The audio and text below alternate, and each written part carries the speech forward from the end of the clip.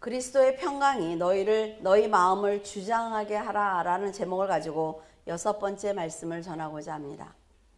하나님께서는 성도들에게 사랑을 원하고 계십니다.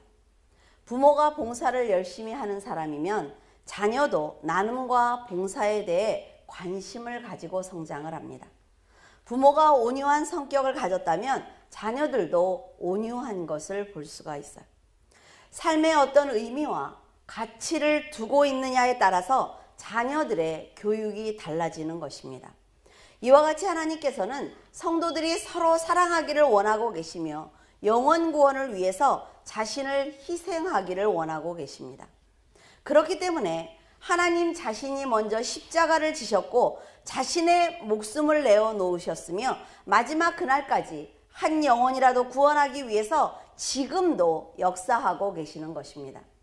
그래서 성도들은 세상에서 살아가는 사람들과는 삶을 대하는 자세와 의미가 달라야만 합니다. 모든 일에 자신을 중심에 두지 말고 삶의 가치를 이해하면서 영적인 목표를 향해 조금 더 자신을 낮추는 겸손함을 가지고 살아야 하는 것입니다.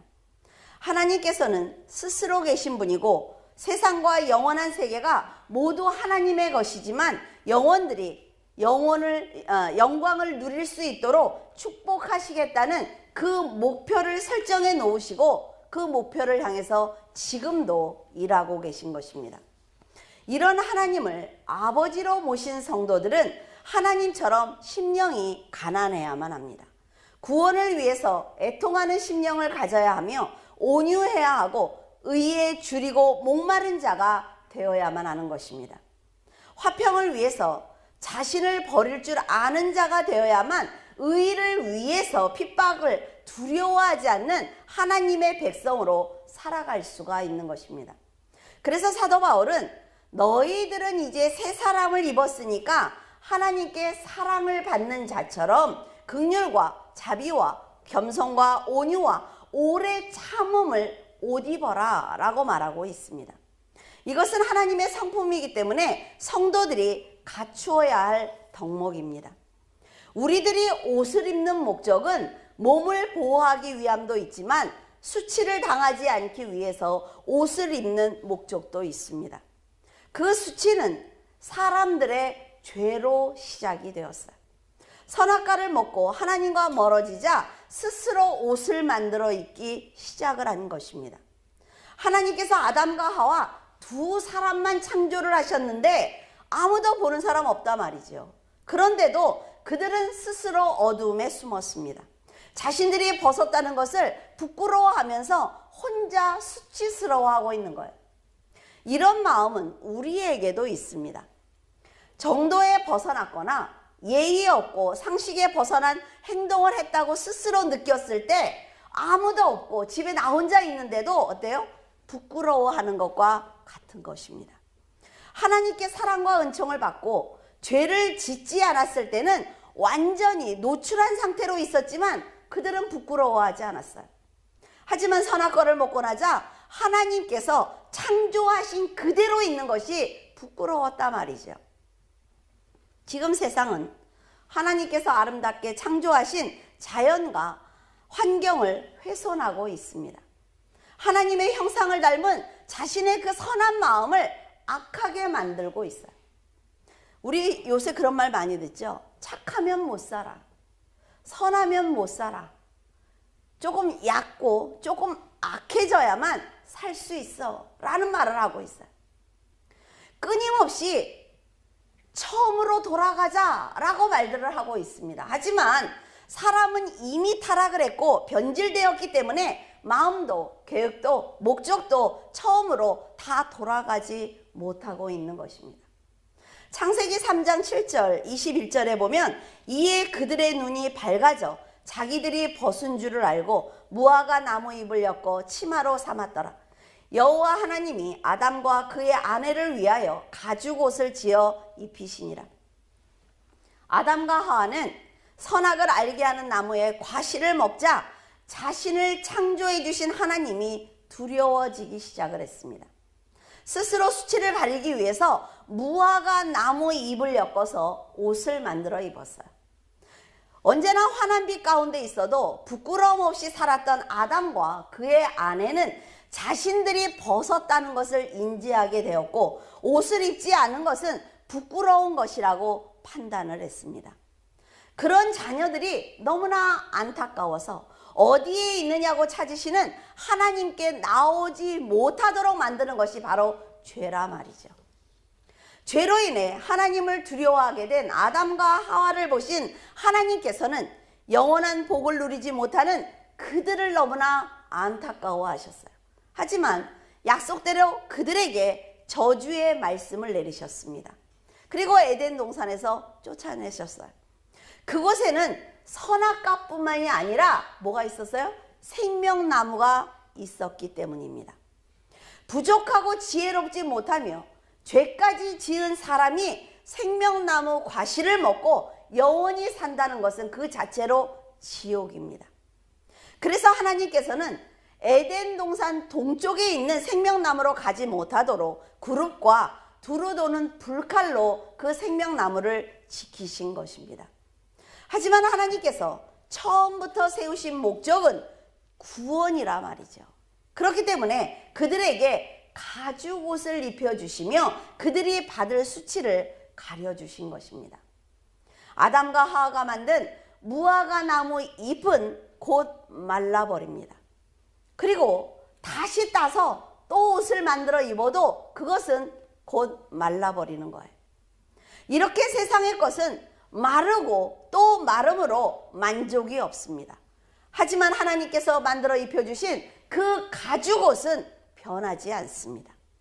그래서 인간의 의지로 만든 모든 것은 말라버리기 때문에 버려야 하지만 하나님께서 주신 구원과 영적인 생명은 영원한 것입니다. 가죽옷의 의미는 사탄이 구원받아야 할 영혼들에게 죄의 짐을 지우고 조롱을 받게 했던 그 모든 저주를 예수님이 십자가에서 피를 흘리며 감당하신 것처럼 양을 잡아서 가죽 옷을 입혀주심으로 긍휼과 용서의 옷을 사람에게 입혀주신 것입니다. 하나님께서 가죽 옷을 입혀주신 것은 때가 되었을 때 그 수치를 가려줄 구원의 옷으로 오실 예수 그리스도를 세상에 미리 드러내신 예표입니다. 영혼을 위해서 그 누군가 죽어야만 용서를 받는다는 것을 양의 가죽옷을 통해서 보여주신 거예요. 그리고 출애굽기 39장 1절에 보면 그들은 여호와께서 모세에게 명령하신 대로 제사장들이 성소에서 섬길 때 입을 그 정교한 옷을 청색, 자색, 홍색 실로 만들었고 또 아론을 위해서 거룩한 옷을 만들어서 입혔다라고 기록하고 있습니다. 하나님께서는 제사장들이 입을 옷을 직접 알려주셨어요.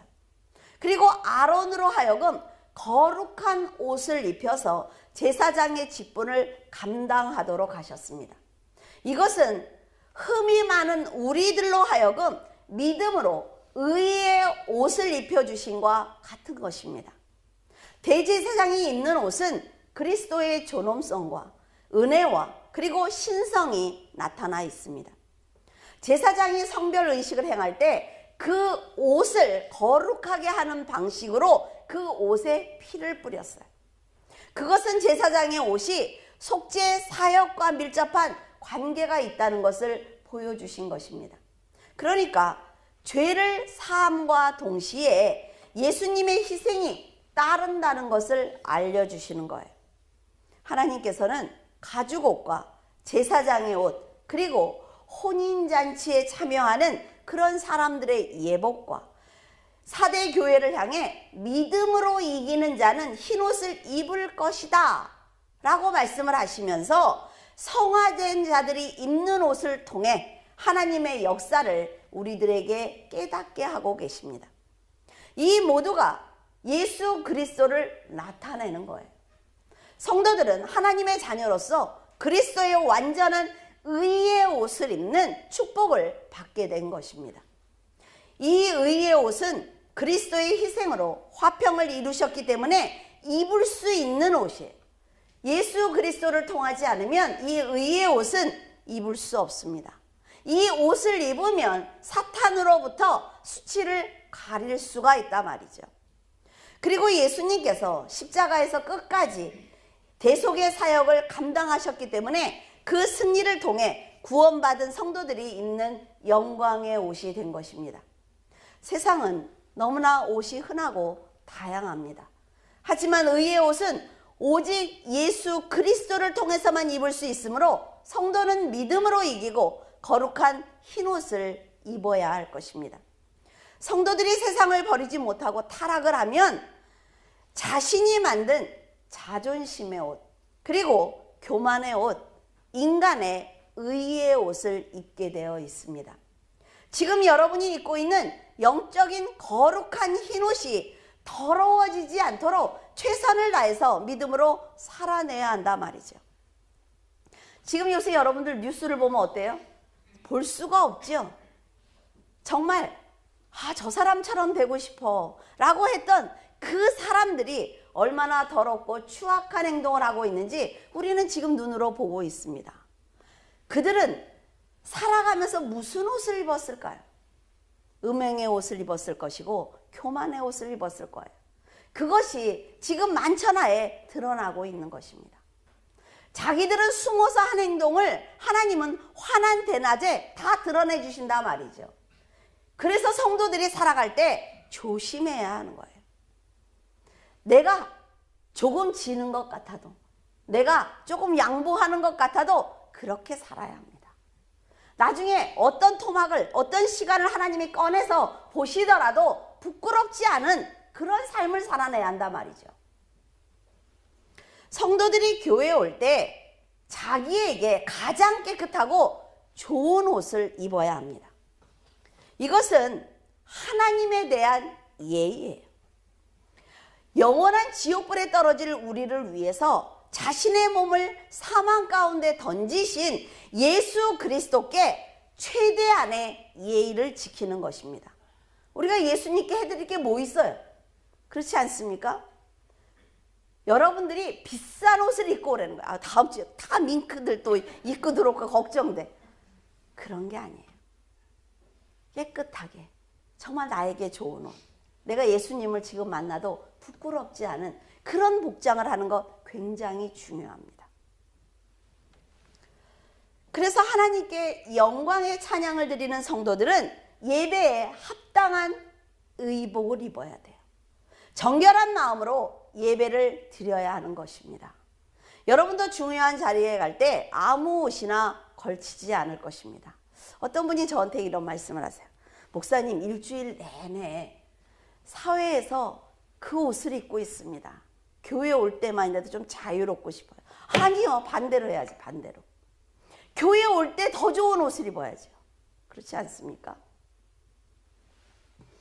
여러분을 위해서 보좌를 유보하시고 이 땅에 오셔서 사탄의 권세를 물리쳐 주셨는데, 그런 하나님께 경배를 드리는 예배의 자리에 예의를 지키는 복장을 하는 것은 반드시 필요한 것입니다. 12절에서 14절에 그러므로 너희는 하나님이 택하사 거룩하고 사랑받는 자처럼 긍휼과 자비와 겸손과 온유와 오래 참음으로 옷 입고, 누가 누구에게 불만이 있거든 서로 용납하여 피차 용서하되 주께서 너희를 용서한 것 같이 너희도 그리하고 이 모든 것 위에 사랑을 더하라. 이는 온전하게 매는 띠니라. 거룩하고 사랑을 받는 자처럼 행하라 라는 말씀은 하나님께 사랑을 받으며 영원한 소망과 희망을 가지고 살아가는 성도들은 품격 있는 인격과 행복한 마음을 드러낼 수 있는 그런 기쁨을 가지고 살아야 한다는 것입니다. 그런 감동을 받은 성도는 얼굴에 어때요? 감동의 눈물이 흐르고 있을 것입니다. 감사하기 때문에 저절로 허리가 굽혀질 거예요. 하나님을 닮은 선한 성품을 가지고 있을 것입니다. 그래서 다른 사람을 불쌍히 여기는 긍휼함과 끝없이 품어주는 따뜻한 자비의 마음을 가지고 있어야만 합니다. 하나님께서 아무리 많은 재능과 능력을 주셨다고 해도 자신은 하나님 앞에 늘 부족한 인간이라는 것을 자각하면서 살아야 된다 말이죠. 조금만 뭐 세상적으로 영적으로 내가 성장한 것 같으면 고개를 탁 들고 다 나한테 고개 숙여야 돼. 그러면 하나님이 강제로 허리를 굽히게 하시는 거예요. 다른 사람들을 세워주기 위해서 노력하는 성도야말로 하나님의 풍성한 은혜를 받는 하나님의 자녀인 것입니다. 이런 성도들은 다른 사람들에게 찌르는 듯한 아픔의 말을 하지 않을 것입니다. 원한을 품거나 복수하지 않을 거예요. 상대에게 모멸감을 주거나 예의 없는 말을 하는 것은 하나님의 사랑을 받은 자가 아니기 때문입니다. 하나님께서 사랑하시는 자는 어떤 상황에서도 포용하고 침착하며 오래 참고 상대를 칭찬하는 온유함을 가지고 있습니다. 그리고 하나님께서 피조물인 우리들에게 예의를 지키시는 것처럼 항상 예의 바르고 경우 있는 말과 행동을 해야만 할 것입니다. 하나님께서는 우리들에게 함부로 하신 적이 없어요. 여러분들도 한번 생각을 해보세요. 하나님이 우리에게 채찍을 때리고 싶어도 시간을 주십니다. 깨닫게 하셔요. 1명, 2명, 3명의 사람을 세워놓고 1명을 만났을 때 깨닫지 못했어. 다음에 또 지나가면 그 사람이 동일한 말을 해. 또 깨닫지 못했어. 3명째 하나님이 좀 더 강하게 역사하실 거예요. 그러면서 돌아보면 이렇게 많은 기회를 나한테 주었는데 라는 생각을 분명히 하실 것입니다. 여러분, 성도들은 사람은 속일 수가 있습니다. 속일 수 있어요. 그런데 하나님은 속일 수 없다는 걸 아셔야 된단 말이죠. 그래서 다른 사람들에게 혐의가 있을 때 용납하기 위해서 노력해야 하는 것입니다. 누군가에게 불평과 원망거리가 있다면 먼저 자신의 잘못을 돌아보기를 바랍니다. 자신의 잘못을 인정하고 상대방의 잘못을 용서해 줄 수 있는 인격을 가지고 있다면 하나님의 긍휼하심을 받는 귀한 성도로 살아갈 수가 있습니다.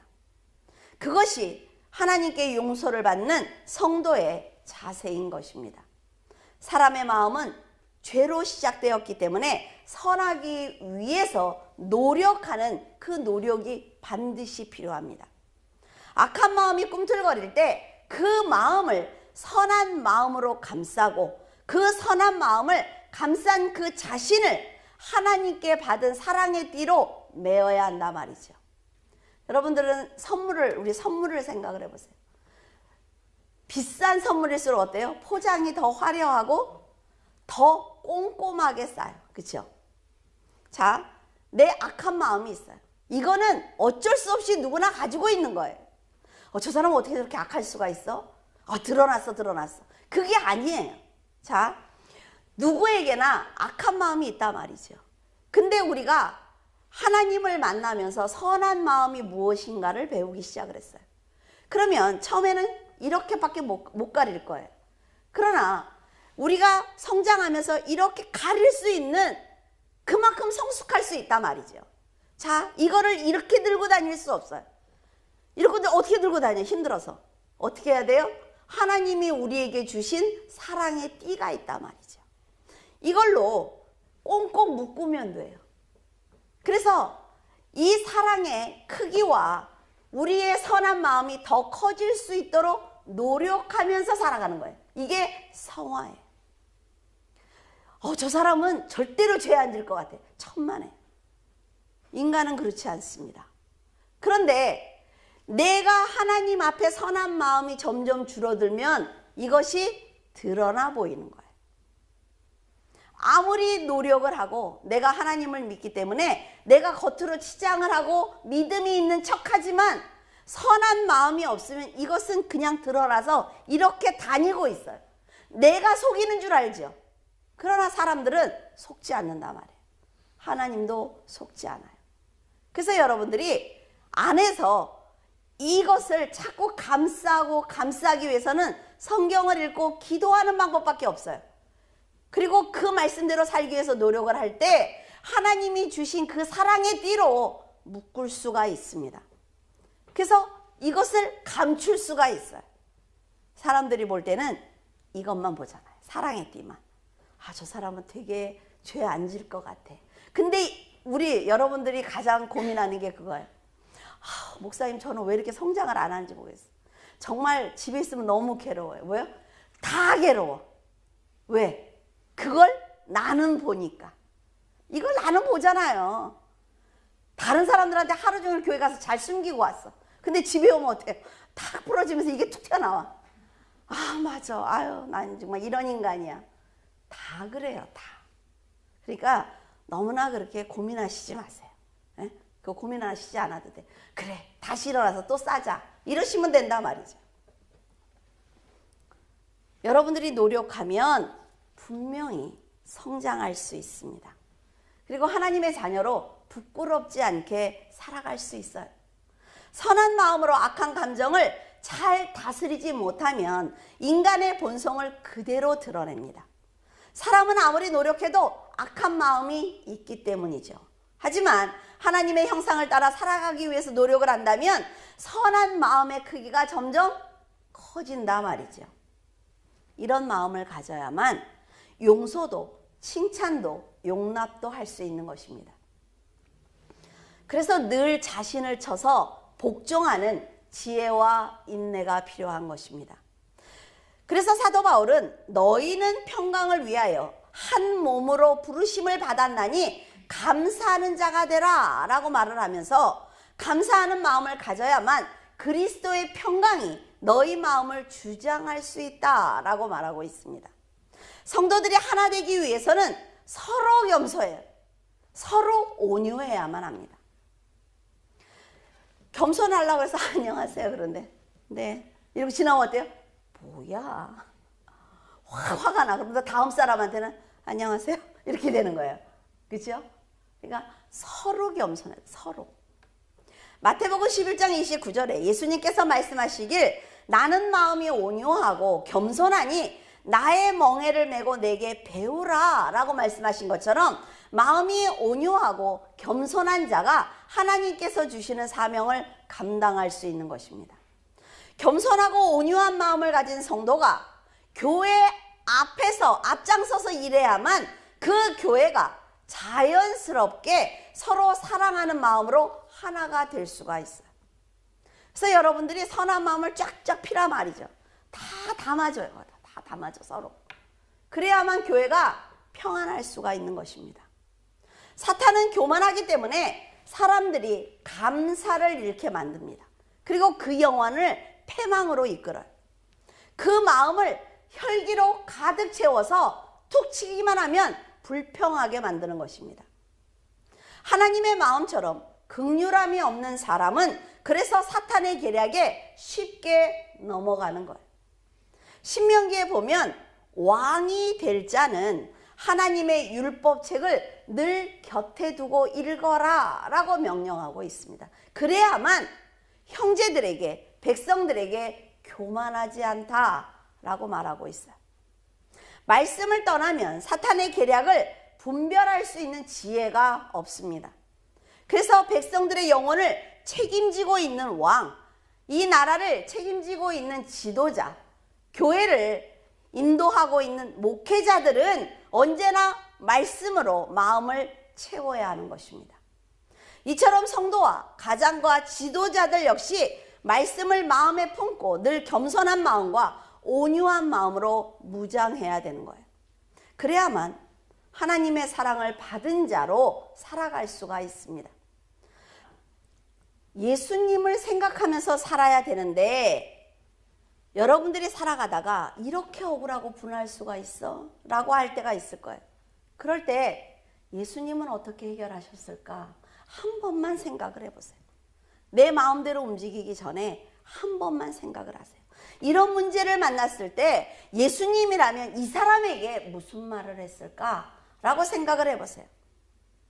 올바른 판단을 하기 위해서는 그래서 말씀을 알아야 한단 말이죠.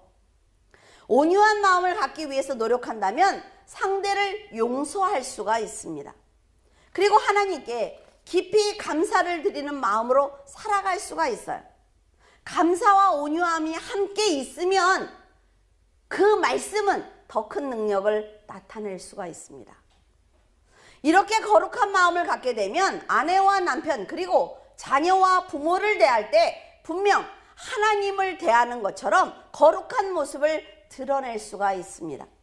23절에 25절 무슨 일을 하든지 마음을 다하여 주께 하듯 하고 사람에게 하듯 하지 말라. 이는 기업의 상을 주께 받은 줄 아나니 너희는 주 그리스도를 섬기느니라. 불의를 행하는 자는 불의의 보응을 받으리니 주는 사람을 외모로 취하심이 없느니라. 하나님의 성품을 닮은 성도는 사람을 대할 때나 일을 처리할 때나 그리고 자신의 말과 행동을 하나님께서 어떻게 보실지 고민하면서 신중하게 처리해야 합니다. 이렇게 하나님의 마음에 들기 위해서 노력하는 성도의 삶은 그 자체로 거룩하다 말이죠. 사람들에게 본이 되는 것입니다. 사도 바울은 아내들에게 말하기를 남편에게 복종하는 것이 주 안에서 마땅하다. 남편들은 아내를 사랑하고 괴롭게 하지 말라. 그리고 자녀들은 부모에게 순종을 해야 하는데 그렇게 하는 것이 선한 것이므로 그리스도를 기쁘게 하는 것이다 라고 말하고 있습니다. 여러분, 부모에게 잘하는 것이 그리스도를 기쁘게 하는 거래요. 그리스도를 기쁘게 하면 세상에서 여러분 풍족하게 살아갈 수가 있습니다. 영적으로 육적으로. 그렇기 때문에 얼마나 쉬워요. 부모에게 잘하면 된대요. 아내가 남편에게 복종하라고 명령하신 것은 불합리한 일인데도 참고 인내하며 복종하라는 말이 아닙니다. 이 말은 그리스도께서 교회를 사랑하시는 것처럼 거룩한 삶을 보여주며 사랑을 남편이 베풀어 줄 때 남편에게 절대적인 복종을 하라는 말이에요. 하나님께서는 남편을 돕는 자로 아내를 만드셨습니다. 그리스도께서 교회를 세우시기 위해서 자신을 희생하신 것처럼 남편이 가정과 가족을 위해서 희생하고 큰 마음을 품을 때 아내들은 그런 남편이 더 많은 일을 할 수 있도록 최선을 다해서 섬기라는 거예요. 사랑해라. 하나님은 사랑이다. 이러니까 성도들이 너무나 이런 많은 문제를 가지고 상담을 해요. 목사님 이러는데 어떻게 합니까? 이러는데 어떻게 해야 돼요? 그래서 저도 이 말씀을 가지고 엄청 고민을 했어요. 이게 풀어지기를, 제가 깨달아지기를. 그런데 골로새서 설교를 하면서 이거였구나. 뭐예요? 성도들은 모든 사람들이 거듭나야 한다는 거예요. 거듭나는 사람들의 관계를 말하는 것입니다. 잠언 12장 4절에 어진 여인은 그 지아비의 면류관이나 욕을 끼치는 여인은 그 지아비의 뼈가 썩음 같게 한다. 그렇게 기록되어 있고 21장 9절에는 다투는 여인과 함께 큰 집에서 사는 것보다 움막에서 사는 것이 낫다라고 말하고 있습니다. 아내가 남편을 섬기고 그 뜻에 복종하는 것이 가정을 이루는데 얼마나 중요한 역할을 하고 있는지 아주 잘 보여주고 있는 구절입니다. 말씀으로 성숙한 아내가 자신의 자리를 지켜주는 것, 그것은 그 가정이 받은 축복이에요. 그리고 남편은 아내를 사랑하며 괴롭게 하지 말라라고 말씀을 하셨는데 이것은 그리스도께서 교회를 세우실 때 자신의 생명을 주셨다 말이죠. 이것처럼 아내 사랑하기를 예수님처럼 솔선적으로 한다면 아내에게 복종해라 라고 말하지 않아도 아내 스스로 남편을 존경합니다. 사랑으로 보호하고 부양하며 든든한 울타리가 되어준다면 남편 안에서 평안을 느끼는 아내는 더욱 남편과 가족을 위해서 헌신할 것입니다. 이런 남편의 역할을 감당하기 위해서는 처음에 전했던 말씀처럼 하나님의 말씀으로 선한 삶을 살아야 합니다. 그리고 거룩한 성품을 가져야 돼요. 선한 마음이 커야 하는 것입니다. 자녀들이 부모에게 순종하는 건 역시 마찬가지예요. 잠언 30장 17절에 아비를 조롱하며 어미 순종하기를 싫어하는 자의 눈은 골짜기에 까마귀에게 쪼이고 독수리 새끼에게 먹힌다고 하였습니다. 무시무시하죠? 깜짝 놀랐어요. 성경에 이렇게 무서운 말이 있구나. 부모에게 순종하지 않는 죄가 얼마나 큰지 성경이 가르쳐주고 있는 거예요. 자녀들이 이렇게 무조건 순종하도록 하기 위해서는 부모가 먼저 예수님처럼 좋은 성품과 인격과 믿음을 가져야만 합니다. 그래서 에베소서 6장 1절과 4절에 자녀들아 주 안에서 너희 부모에게 순종하라. 이것이 옳으니라. 내 아버지와 어머니를 공경하라. 이것은 약속이 있는 첫 계명이니 이로써 네가 잘되고 땅에서 장수하리라. 또 아비들아 너희 자녀를 노엽게 하지 말고 오직 주의 교훈과 훈계로 양육해라 라고 기록하고 있어요. 하나님의 약속이라 말이죠. 눈가림으로 사람을 기쁘게 하는 것이 아니라 그리스도께서 영혼을 사랑하시는 것처럼 상대가 정말 귀하다는 것을 알고 존귀하게 여겨야 합니다. 그러면 굳이 아내에게 복종하라고 말하지 않아도 되고 남편들에게 아내를 괴롭게 하지 말라라고 말하지 않아도 되는 거예요.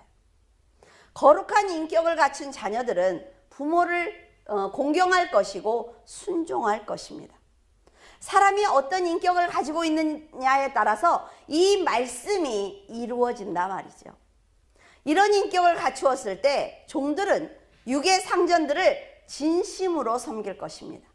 상전들은 진심으로 의와 공평과 감사를 종들에게 베풀 것입니다. 사람들이 하나님의 말씀 안에 세워진 믿음과 인격을 갖추었을 때 사랑으로 연결될 것이며 온유하고 정직하며 따뜻한 공동체를 만들 수가 있습니다. 하나님의 말씀을 배우고 예수 그리스도를 머리로 모시고 있는 교회가 노조를 만든다고 해요. 왜 만들까요? 거기에 목회자들이 잘했으면 노조를 만들겠어요? 그들은 하나님의 말씀으로 세워진 교회라 말이죠. 근데 교회가 당당하게 노조를 반대합니다. 여기는 하나님의 말씀이 선포되는 하나님의 교회입니다 라고 말을 해요. 그러면 왜 사랑으로 그들을 품지 않습니까? 그러니까 뭐라 그래요? 교회에 사랑이 사라진 지 이미 오래입니다. 여러분들 우리가 생각해 보자는 거지요. 세상 사람들이 교회를 향해서 손가락질을 하는 거를 어떻게 저럴 수 있어? 저 사람 지옥 갈 거야 라는 말을 하기 전에 우리 교회는 나는 하나님 앞에 온전히 서 있는지 한번 생각해 봐야 한단 말이에요. 무슨 일이든지 마음을 다해서 죽게 하듯 하면 가족이라 할지라도 함부로 말하지 않을 거예요. 악한 행동을 하지 않을 것입니다. 그리스도에게 복종하는 것처럼 복종할 것입니다. 성도들이 하나님보다 사람을 보게 되면 그 사람을 향한 감정과 미움 그리고 서운함까지 동시에 많은 마음이 한꺼번에 선한 마음을 가리기 때문에 아무리 노력을 해도 평안해질 수가 없어요. 그래서 사람을 보지 말고 그런 사람을 용서하시기 위해서 십자가를 지신 예수님을 보기 바랍니다. 그래도 나를 용서하기 위해서 십자가를 지신 그리스도를 생각한다면 예수님처럼 우리가 할 수는 없지만 성도처럼 살아갈 수는 있어요. 우리 모두는 예수님의 절대적인 희생으로 용서를 받은 자들입니다. 그렇기 때문에 더 낮아지기 위해서 노력을 하고 겸손하기 위해서 노력을 하며 온유한 마음을 가지려고 노력을 한다면 분명히 서로 섬기고 사랑하며 인내하는 성도로 살아갈 수가 있습니다. 그런 교회를 만들 수가 있어요. 여러분은 새 사람을 입은 아주 귀한 하나님의 자녀입니다. 이제 믿음의 형제를 더 높여주고 섬기며 사랑하는 귀한 인격을 갖춘다면 하나님께서는 여러분을 더 높여주실 거예요. 여러분들이 드리는 기도를 하나님은 기억하실 것입니다. 당장 내가 어떻게 하려고 하지 말라는 거죠. 하나님께 맡기세요. 여러분들에게 일어나는 모든 일들을 하나님께 맡기세요. 어떻게 맡기냐고요? 기도로 맡겨드리세요. 그리고 기다리세요. 다 내 눈에서 당장 내가 어떻게든지 해결하려고 하니까 실수에 실수를 하는 거예요. 여러분, 하나님께서는 여러분들에게 능력과 지혜를 주셨습니다. 이제 그 능력과 지혜를 여러분의 것으로 만드는 것은 여러분의 몫입니다. 그래서 여러분이 더 기도하고 하나님 앞에서 내가 부족한 사람이라는 걸 인정하세요. 인정하고 하나님께 기도하세요. 그러면 반드시 길을 열어주십니다.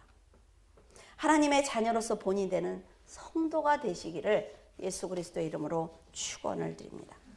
기도하겠습니다. 하나님 아버지께서 원하시는 것은 사랑입니다.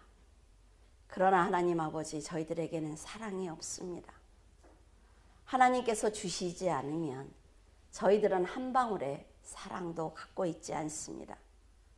하나님 앞에 더 가까이 나아가는, 그래서 하나님의 자녀가 되기를 원합니다. 하나님 아버지, 저희들 오늘 또 빈 그릇을 가지고 나왔습니다. 하나님께서 채워주시지 않으면 하나님, 저희들은 세상에 이 빈 그릇을 가지고 갈 수밖에 없습니다. 세상은 너무나 강팍하고, 세상은 너무나 험하며, 세상은 너무나 하나님 사납고 두렵습니다. 그곳에 저희들이 빈 그릇을 가지고 나간다면 저희들은 죽을 수밖에 없습니다. 하나님 아버지께서 도와주시옵소서. 풍성하게 채워주시고 하나님, 저희들에게 의의 옷을 입혀주시며 세상이 저희들을 보면서 하나님을 아버지 볼 수 있도록 도와주시옵소서. 하나님 아버지, 당당하게 세상으로 나가기를 원합니다. 그리고 당당하게 입을 열어 하나님을 전하기를 원합니다. 하나님께서는 살아계시며 하나님은 진심으로 전능하신 분입니다. 저희들이 믿어드리지 못해서 세상이 두렵고, 저희들이 믿어드리지 못해서 저희들의 미래가 불투명합니다. 하나님 아버지, 오직 아버지 앞에 믿음으로 기도할 수 있도록 도와주시옵소서. 저희들의 악한 마음을 하나님께서 기억하시고 하나님 선한 마음이 더욱더 성장할 수 있도록 사랑의 띠로 하나님 메어 주시옵소서. 그래서 세상 사람들에게 부끄러움 당하지 아니하도록, 세상 사람들에게 이 악한 마음을 들키지 않도록, 그리고 하나님의 자녀라는 인정을 받도록 하나님 저희들을 도와주시옵소서. 저희들의 인생을 불쌍히 여기시고 저희들이 한 걸음 한 걸음 뗄 때마다 너무나 힘들고 어려운 가운데 있지만 그래도 하나님께서 앞서 가시오매 저희들 힘을 내어 걸어가고자 합니다. 아버지 하나님께서 귀한 성도들을 지키시고 가정을 지키시며 하나님 아버지 자손들을 지켜주셔서 하나님 가정이 온전히 주 예수 그리스도로 인해 평안할 수 있도록 축복하여 주시옵소서. 주님께서 함께 하심을 감사하며 우리 주 예수 그리스도 이름으로 기도드립니다. 아멘.